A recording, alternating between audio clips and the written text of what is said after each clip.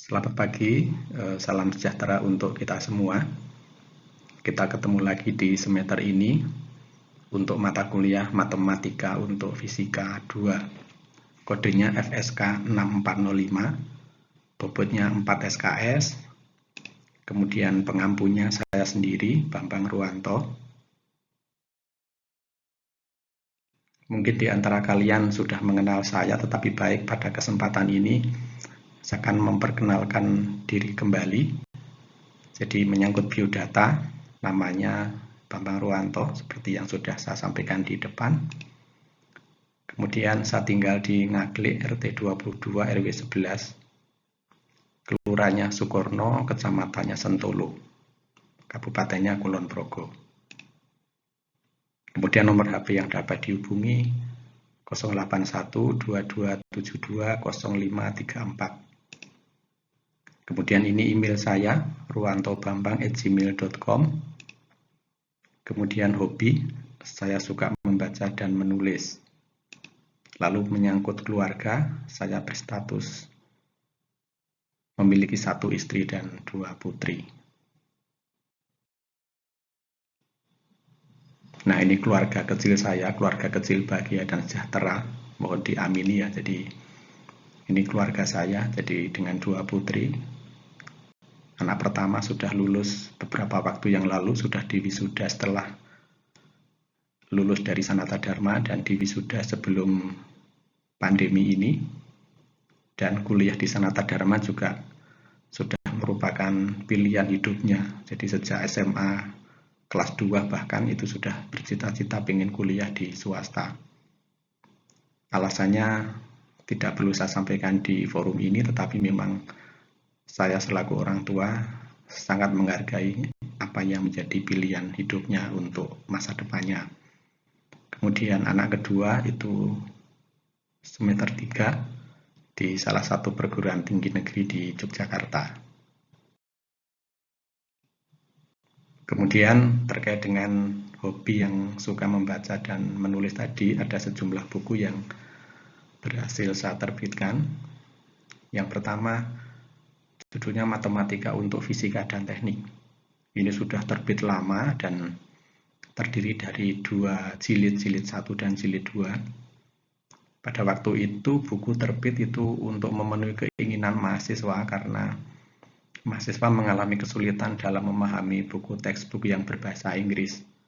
Maka saya merangkum topik matematika untuk fisika menjadi 2 buah buku dan ternyata buku ini memang sangat membantu pemahaman mahasiswa dalam mata kuliah matematika untuk fisika. Tetapi buku ini sudah tidak terbit sekarang, tetapi di sejumlah perpustakaan di perguruan tinggi ada, termasuk di UNJ. Dan saya melihat ada banyak mahasiswa yang fotokopi buku ini. Jadi silakan, kalau memang tertarik, bermanfaat, silakan difotokopi karena memang faktanya di pasaran sudah tidak ada lagi. Kemudian buku berikutnya itu buku untuk SMA, judulnya Asas-Asas Fisika.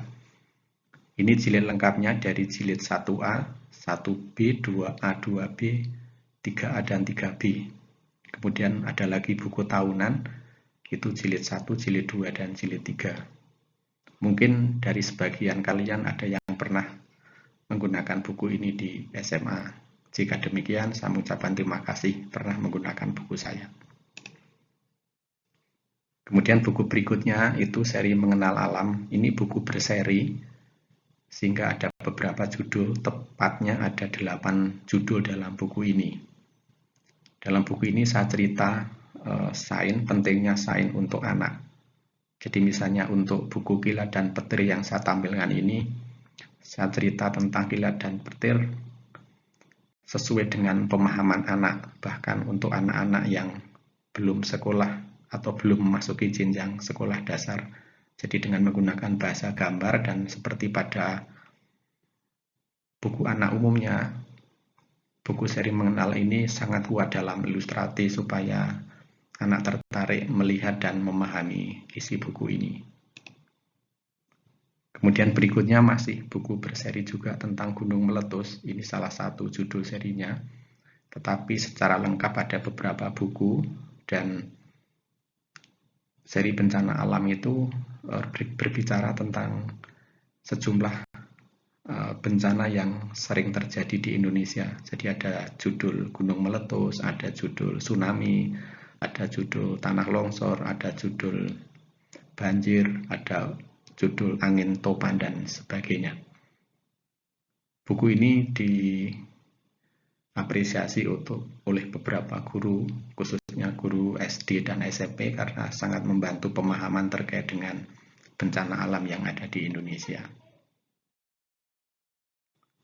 Kemudian buku berikutnya itu masih buku berseri, Global Warming atau pemanasan global. Ini ada 3 judul. Yang pertama itu Global Warming, apa maksudnya? Kemudian yang kedua, Global Warming, apa dampaknya? Kemudian yang ketiga, Global Warming, bagaimana cara mengatasinya? Ini juga buku yang menurut saya sangat luar biasa karena menyadarkan kita, masyarakat, bahwa pemanasan global itu sudah di depan mata dan kita mengalami sendiri. Misalnya ada perubahan iklim, kemudian musim hujan dan kemarau yang tidak pernah diprediksi seperti sebelumnya, dan sebagainya. Lalu buku lain untuk anak itu judulnya Ayo Bermain Sambil Belajar Fisika. Ini terkait dengan buku anak juga, bagaimana anak bisa bereksperimen dengan alat-alat sederhana yang dapat diperoleh di lingkungan rumah. Jadi misalnya kita bisa bermain dengan menggunakan jarum pentul, kemudian air, kemudian bubuk deterjen. Nah, jarum pentul itu dengan pelan-pelan bisa kita apungkan pada permukaan air, dan ketika jarum pentul itu terapung dan di sekitar jarum pentul itu kita taburi bubuk deterjen, ternyata jarum pentul itu menjadi tenggelam. Ini menunjukkan bukti bahwa deterjen itu bisa mengurangi tegangan permukaan. Oleh karena itu, ketika kita mencuci dengan deterjen, itu pakaian menjadi lebih mudah bersih. Seperti itu salah satu isi buku ini. Kemudian juga buku lain yang serupa, Asik Belajar Fisika, itu diterbitkan oleh Gramedia seperti buku pertama Ayo Bermain Sambil Belajar Fisika. Ini 2 buku pertama saya yang lolos di Kompas Gramedia. Jadi Asik Belajar Fisika itu cerita tentang fenomena alam yang terjadi di sekitar kita. Misalnya ketika kita melihat burung yang bertengger di kawat listrik yang di pinggir jalan itu, ternyata burung tidak bisa tersengat listrik. Itu apa sebabnya? Itu dijelaskan dalam buku ini. Kemudian ada lagi yang mirip dengan buku pertama tadi, mirip dengan Ayo Bermain Sambil Belajar Fisika, Fisika Isovan. Ini juga mirip, bahwa isinya adalah fisika eksperimen tetapi dikhususkan bagi anak-anak di jenjang sekolah menengah, baik sekolah menengah pertama maupun sekolah menengah atas. Buku ini mendapat sambutan yang baik khususnya para calon guru karena dapat digunakan sebagai panduan bagaimana mengajar sains dengan menarik. Nah, kemudian yang lain, saya juga tertarik untuk membuat buku untuk anak-anak SD, SMP, bahkan seperti misalnya Sukses Kuasai Materi IPA. Ini buku untuk anak-anak SMP kelas 7, 8, dan 9. Penerbitnya Grasindo. Kemudian ada lagi Matematika SMP, Grasindo juga. Lalu yang berikutnya itu Praktis Kuasai Matematika SD kelas 4, 5, dan 6. Ini penerbitnya juga PT Grasindo, Kompas Gramedia. Nah, ini buku matematika sangat dasar sekali. Karena saya begitu tertarik dengan matematika, sehingga buku matematika SD pun saya buat, dan bahasanya saya sesuaikan dengan tingkat pemahaman bahasa bagi anak-anak SD dari kelas 4 sampai kelas 6. Lalu buku terakhir saya, ini pengantar matematika untuk fisika, ini belum lama terbit, mungkin sekitar 6 bulan yang lalu. Dan ini isinya juga pengantar matematika untuk fisika yang telah kalian pelajari di semester 1 dulu itu. saya bukukan, saya compile dari beberapa referensi yang sudah kita gunakan itu, maka jadilah buku pengantar matematika untuk fisika. Demikian para mahasiswa sekalian, beberapa buku yang berhasil saya terbitkan terkait dengan hobi saya suka membaca dan menulis. Kemudian yang lain saya juga suka menulis di koran. Ini sejumlah tulisan, 2 tulisan yang muncul di koran. Yang pertama membiasakan anak peduli lingkungan, kemudian yang kedua menggagas kurikulum kebencanaan. Ada banyak tulisan saya di koran. Nanti suatu ketika kalian akan menjumpai tulisan saya di koran. Kemudian kembali ke mata kuliah. Jadi kompetensi mata kuliah ini adalah mahasiswa memiliki kemampuan merumuskan berbagai persoalan fisika ke dalam pernyataan matematis dan menyelesaikannya secara analitis. Ini mirip dengan kompetensi mata kuliah matematika untuk fisika 1 semester kemarin. Jadi dalam mata kuliah fisika matematik itu kan mahasiswa berlatih untuk merumuskan persoalan fisika, masalah-masalah fisika, kemudian diterjemahkan ke dalam bahasa matematika, dan mahasiswa itu diminta menyelesaikan secara analitis. Penyelesaian analitis itu penyelesaian secara matematik. Jadi tidak menggunakan komputasi, tidak menggunakan pemrograman komputer, tetapi menggunakan analitis dengan menggunakan tangan dan pikiran tentunya. Beda menyelesaikan persamaan kuadrat tetapi dengan kalkulator. Nah, ini bukan ranah fisika matematik. Jadi menyelesaikan persoalan fisika, tetapi penyelesaiannya ke dalam atau secara matematis. Kemudian silabinya dari 4 SKS mata kuliah ini, silabinya disusun sebagai berikut. Yang pertama tentang integral lipat. Integral lipat itu nanti meliputi integral lipat 2 dan integral lipat 3. Jadi di pengantar dulu, di pengantar matematika untuk fisika kan Anda sudah belajar integral tunggal. Nah, salah satu manfaat integral tunggal adalah untuk menghitung luas daerah di bawah kurva. Nah, ternyata menghitung luas daerah itu juga bisa digunakan integral lipat 2. Nah, kita akan belajar di sini bagaimana luas daerah itu dihitung dengan menggunakan integral lipat 2. Di samping itu juga dikenal integral lipat 3, jadi integralnya itu jejer 3. Nah, itu biasanya digunakan untuk menghitung volume benda.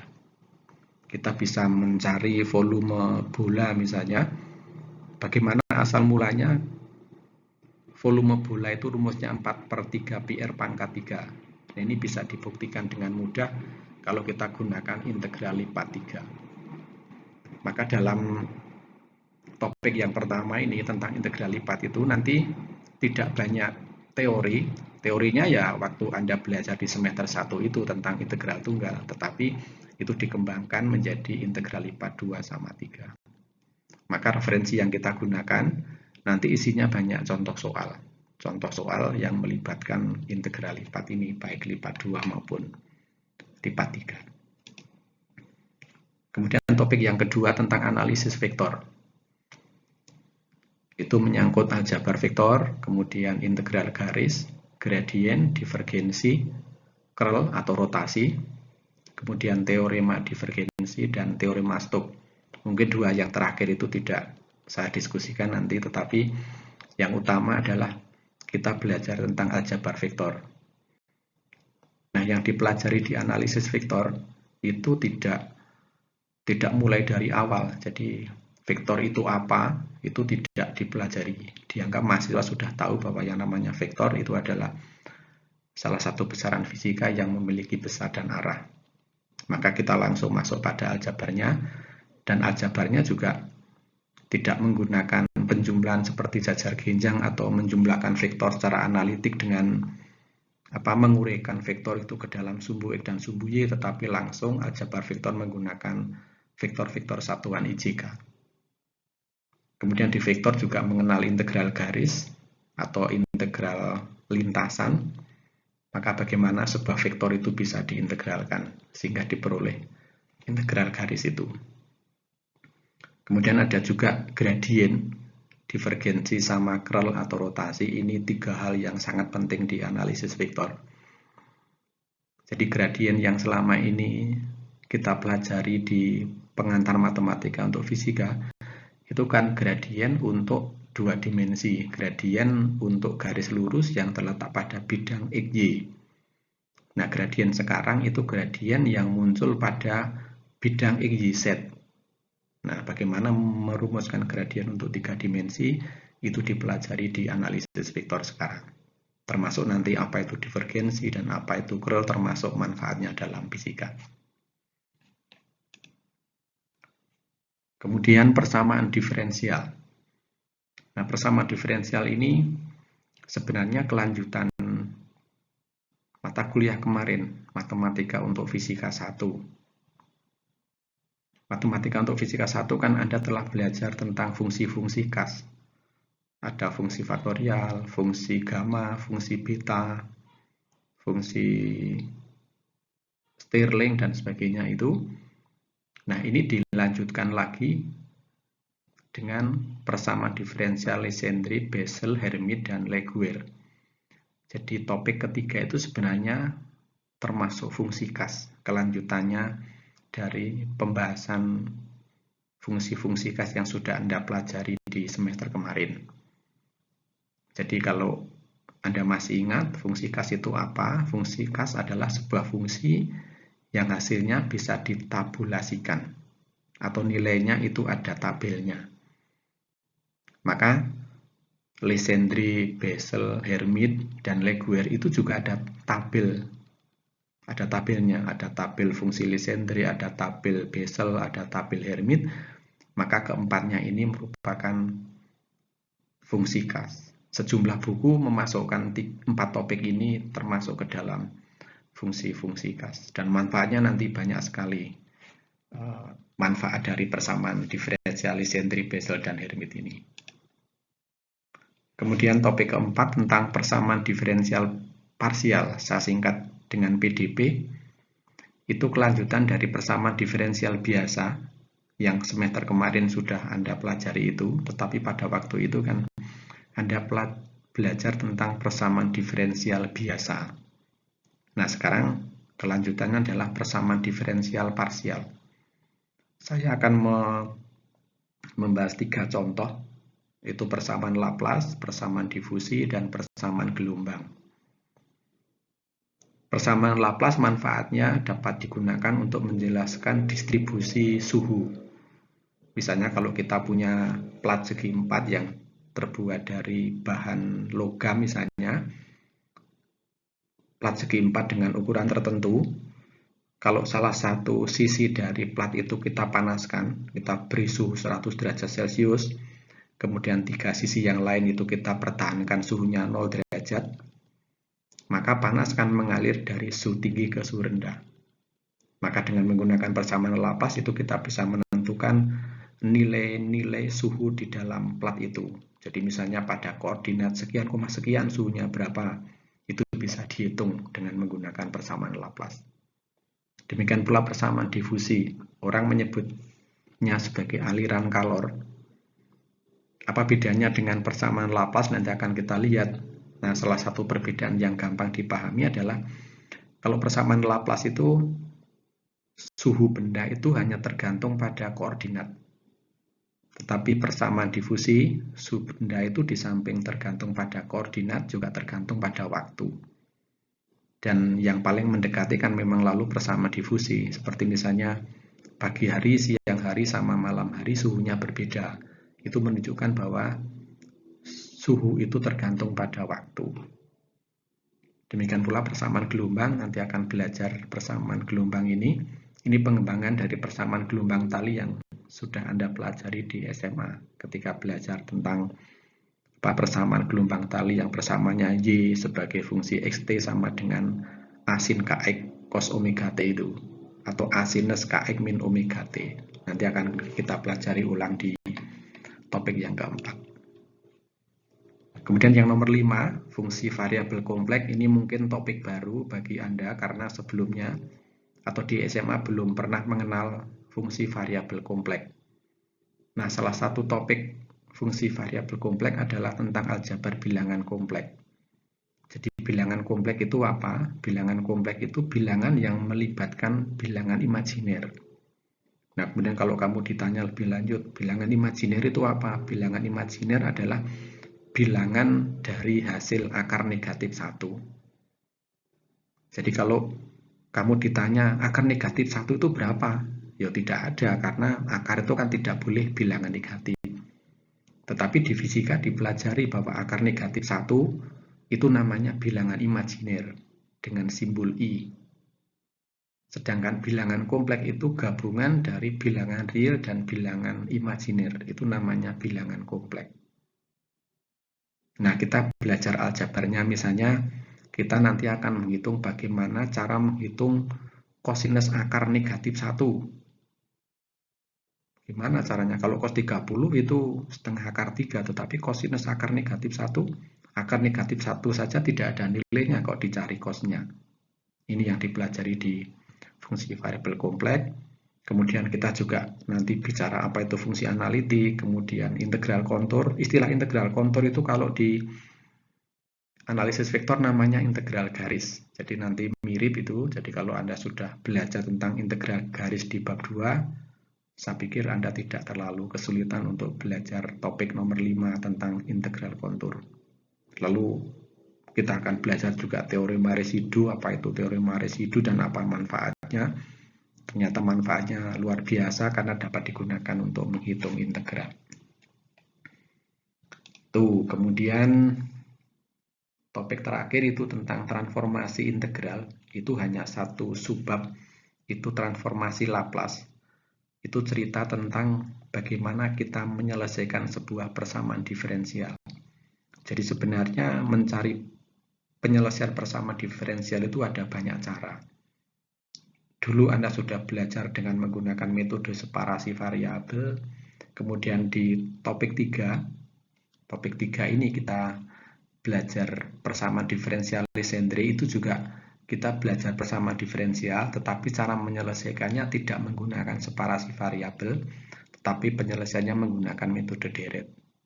Nah, yang keenam ini, yang terakhir ini, kita akan menyelesaikan persamaan diferensial tetapi dengan menggunakan cara lain yang dikenal dengan menggunakan tabel transformasi Laplace. Ya, itu jadi ada 6 topik yang akan kita pelajari, mulai dari integral lipat sampai transformasi integral. Moga-moga waktunya cukup, kalau tidak cukup ya semampunya, yang penting Anda paham topik yang kita diskusikan. Kemudian referensinya masih sama dengan referensi yang kita gunakan di matematika untuk fisika 1. Kita bicara, kita menggunakan buku Boas itu, Mathematical Method in the Physical Science itu. Lalu buku Afken, lalu bukunya Das, lalu yang terakhir itu bukunya Klein itu. Jadi silahkan pilih salah satu atau keempatnya kalau Anda bisa memiliki lebih baik. Tetapi yang utama kita menggunakan referensi yang nomor 1. Mungkin Anda sudah punya karena semester kemarin kita sudah menggunakan buku ini. Tetapi kalau dirasa belum cukup, Anda bisa belajar nomor 2. Bukunya Afken itu, bobotnya memang lebih berat dibandingkan dengan buku 1. Bukan karena bobot itu buku 2 lebih tebal dari buku 1, tetapi dari sisi materi memang lebih berat dibandingkan dengan materi di buku 1. Kemudian nomor 3 itu pernah saya sampaikan juga bahwa referensi 3 itu menarik menurut saya bagi mahasiswa karena banyak contoh soal.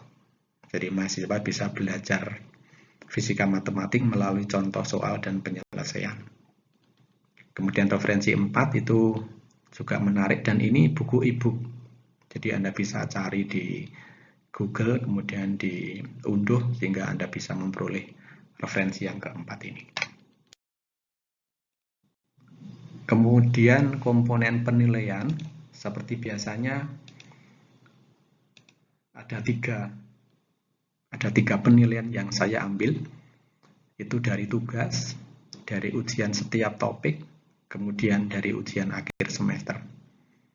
tugas itu dari setiap topik yang kita bahas, artinya dari setiap bab yang akan kita bahas nanti saya berharap ada tugas yang bisa dikerjakan oleh mahasiswa, karena tugas itu juga merupakan salah satu cara untuk belajar mandiri sekaligus untuk menguji apakah Anda sudah paham atau belum.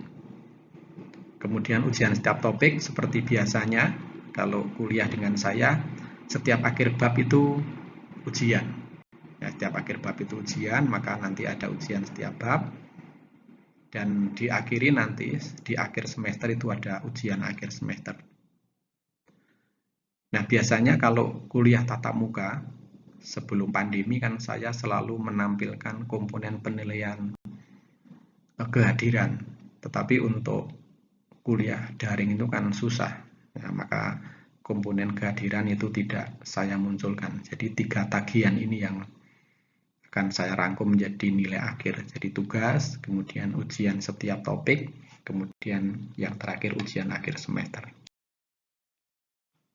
Nah, kemudian dari 3 komponen tadi, nilai akhirnya itu seperti ini. Jadi nilai akhir itu terdiri dari nilai tugas, nilai ujian bab, sama nilai UAS dibagi 6. Nilai tugas itu hasil rata-rata. Jadi kalau dalam satu semester itu ada 7 kali tugas, ya 7 kali tugas itu rata-ratanya berapa? Ini masuk di komponen ini. Kemudian ujian bab itu kalau nanti bisa selesai 6 bab, ya berarti ujiannya 6 kali di rata-rata. Rata-ratanya berapa dikalikan 2. Kemudian UASnya 1 kali, tetapi bobotnya paling besar, ini bobotnya 3. Nah, 3 dibagi 6 itu 50, artinya 3 dibagi 6 itu setengah atau 50%. Jadi nilai UAS itu bobotnya 50% sendiri. Nah, sisanya bobotnya ini 1/3%, kemudian ini 1/6%. Maka ketika Anda mengikuti mata kuliah saya, khususnya untuk mata kuliah ini, Anda siapkan dengan baik terkait dengan ujian akhir semester, karena memang bobotnya itu paling besar. Kemudian setelah nilai akhir itu kan berupa angka. Nah, konversi nilai akhir yang berupa angka itu kemudian kita ubah menjadi huruf. Dari A, kemudian A minus, kemudian B plus, dan seterusnya sampai nilai E. Di peraturan akademik itu kan ada nilai E, moga-moga tidak ada yang dapat nilai E ya. Dengan menggunakan kurva distribusi normal. Ini sudah saya sampaikan berulang-ulang ketika kuliah dengan saya, bahwa sekelompok manusia itu kan selalu memiliki sifat distribusi normal. Jadi misalnya terkait dengan kekayaan sekelompok masyarakat, kalau kita kaitkan dengan kekayaan, mungkin ada orang yang sangat kaya, ada orang yang rata-rata, ada orang yang dari sisi ekonomi tidak beruntung. Dari inteligensi juga ada orang yang sangat pintar, ada orang yang rata-rata, ada orang yang lemah. Demikian seterusnya, termasuk dalam kelas ini juga kalau kita buat kurva distribusi normal itu juga ada. Maka ada kelompok mahasiswa yang pintar, kelompok ada mahasiswa yang kurang pintar, kelompok mahasiswa yang rata-rata, dan seterusnya.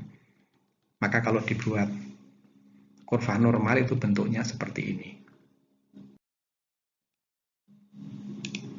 Nah, ini distribusi normal itu seperti ini. Jadi ini populasi gitu ya. Misalnya satu kelas yang mengambil mata kuliah matematika atau fisika 2, itu ada mahasiswa yang ini di sebelah kanan ini. Kira-kira jumlahnya 20%. Itu kelompok mahasiswa top. Kemudian sebagian besar itu kan kemampuan mahasiswa rata-rata. Ya, middle.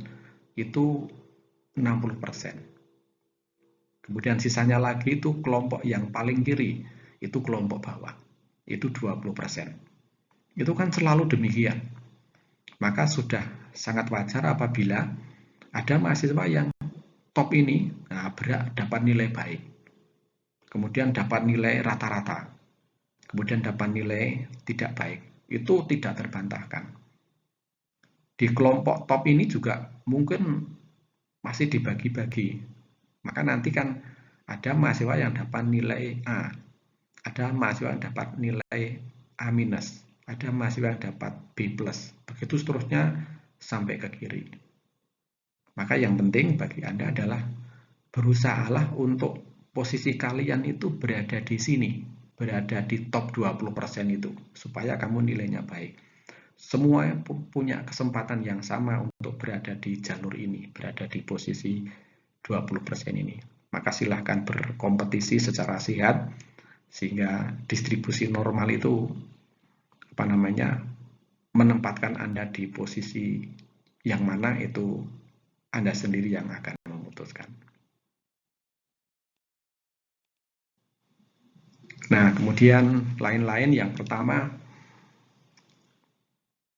ujian akhir semester dilaksanakan seminggu sebelum kuliah berakhir. Ini kalau disepakati nanti bisa didiskusikan, tetapi biasanya ini saya tempuh karena saya ingin mengurangi beban mahasiswa di akhir semester. Biasanya kalau akhir semester kan bebannya banyak itu, maka kalau saya ujian dulu itu kan Anda sudah terbebas dari mata kuliah saya, sudah diujikan.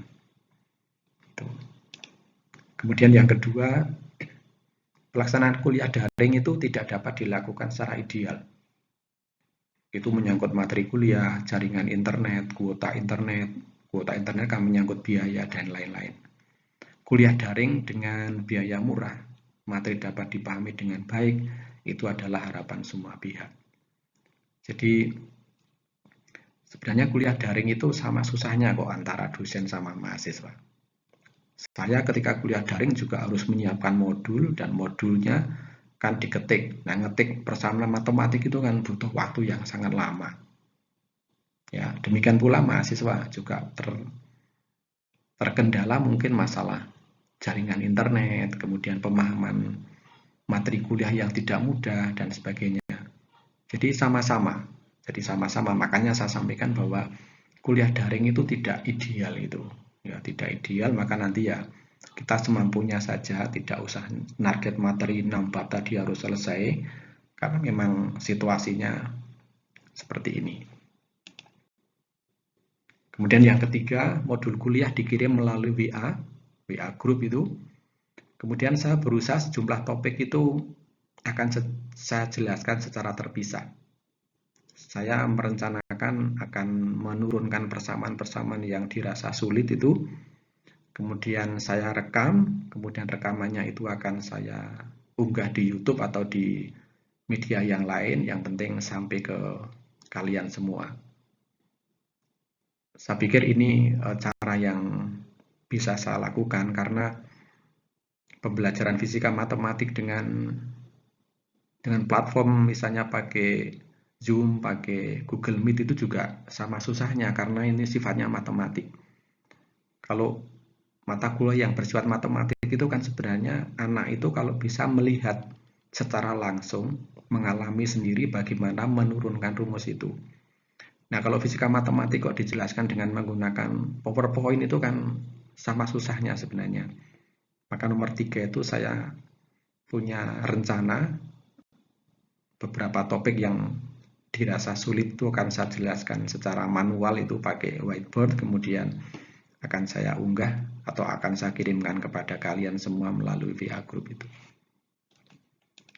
Kemudian yang berikutnya, pertanyaan seputar kuliah itu dapat diajukan melalui WA group. Meskipun nomor 4 itu juga tidak segera saya respon gitu, karena bisa jadi pas Anda bertanya di luar kuliah, posisi saya tidak di rumah gitu, sehingga harus nunggu sampai rumah dulu melihat pertanyaannya, kemudian saya jawab. Mungkin jawabannya tidak saya telepon, tapi jawabannya saya foto gitu, kemudian saya sampaikan kepada penanya, atau mungkin supaya semua melihat jawabannya itu saya kirim melalui WA group. Ya, itu beberapa hal terkait dengan mata kuliah ini.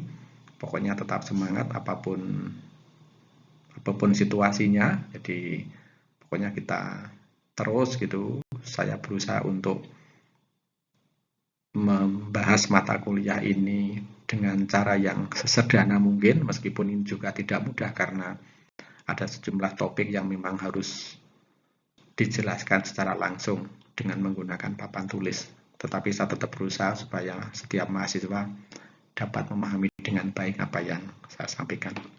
Terima kasih atas perhatiannya. Sampai ketemu pada pertemuan berikutnya.